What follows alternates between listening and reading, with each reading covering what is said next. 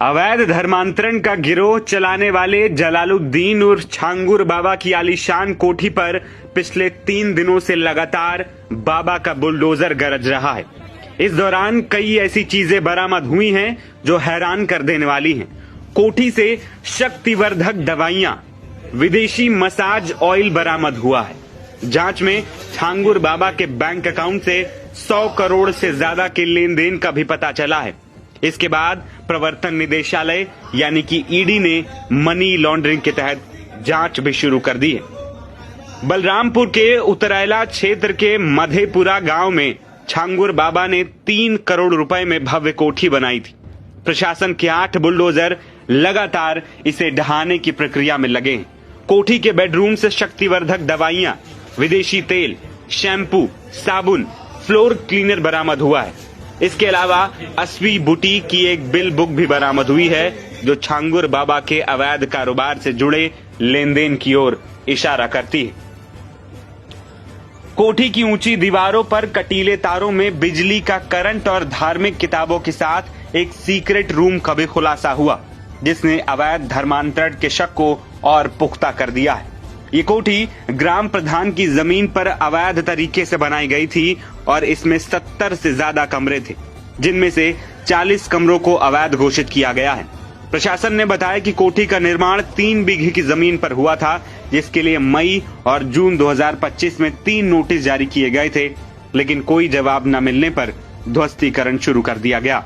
ये double engine की सरकार विकास में विश्वास करती है, विभाजन में नहीं। विभाजन में नहीं।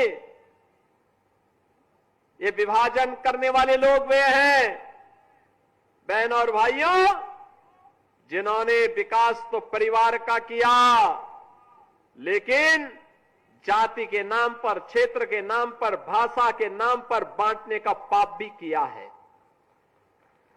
बांटने का पाप भी किया है। आपने देखा होगा कैसे कैसे नमूनों को ये लोग पालते थे, कैसे कैसे नमूनों को पालते थे। आजमगढ़ के सामने पहचान का संकट आ खड़ा हुआ था। प्रदेश के युवाओं के सामने पहचान का संकट आ खड़ा हुआ था। यहां का नौजवान पहचान के लिए मोहताज था, अपमानित होता था।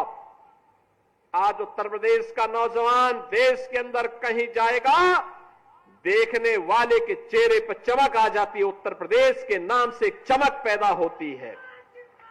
बहनों और भाइयों, ये परसेप्शन है उत्तर प्रदेश का, क्योंकि अब उत्तर प्रदेश विकास की रफ्तार में आगे बढ़ा है। और आपने देखा होगा अभी समाज विरोधी और राष्ट्र विरोधी कार्रवाई में लिप्त तत्वों के खिलाफ कैसे कार्रवाई हो रही है। कल बलरामपुर में आपने देखा होगा एक जल्लाद को हम लोगों ने वहां पे भी गिरफ्तार किया है। कैसे वहां हिंदू बहन बेटियों के इज्जत के साथ खिलवाड़ करता था, पैसे में सौदेबाजी करता था, लेकिन अब ऐसे तत्वों के साथ सख्ती की जा रही है। हम समाज को भी टूटने नहीं देंगे, राष्ट्र विरोधी और समाज विरोधी तत्वों को भी चकनाचूर करके रहेंगे और धरती माता के स्वास्थ्य की रक्षा भी करेंगे, मां की स्मृतियों को भी जीवंत बनाएंगे। यह अभियान इसी का परिणाम है। आपको बता दें कि यूपी एटीएस ने बीते शनिवार को लखनऊ के एक होटल से छांगुर बाबा और उनकी सहयोगी नीतू उर्फ नसरीन को गिरफ्तार किया था। जांच में खुलासा हुआ कि छांगुर बाबा ने अवैध धर्मांतरण का एक संगठित नेटवर्क शुरू कर रखा था, जिसमें विदेशी फंडिंग से 100 करोड़ रुपए से ज्यादा का लेन देन भी हो चुका था। वो हिंदू युवतियों को प्रेम जाल में फंसाकर और भोले भाले लोगों को लालच देकर धर्म परिवर्तन कराता था। गैंग के सदस्यों ने 40 से ज्यादा बार इस्लामी देशों की यात्राएं की और 40 बैंक खातों में मोटी रकम जमा की। लेकिन योगी सरकार और प्रशासन के एक्शन के बाद छांगुर बाबा की कमर टूट चुकी है